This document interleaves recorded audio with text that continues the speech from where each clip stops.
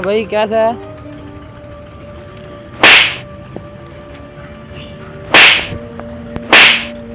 यार मार क्यों रहे हो यार?